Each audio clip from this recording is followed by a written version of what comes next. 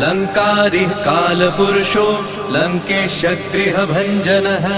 भूतावासो वासुदेवो वसुस्त्रिभुवनेश्वरः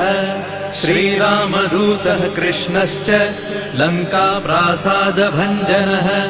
कृष्णः कृष्णस्तुतः शान्तः शान्तिदो विश्वपावनः विश्वभोक्ता च मूर्तिग्रह ब्रह्मचारी जितेन्द्रियः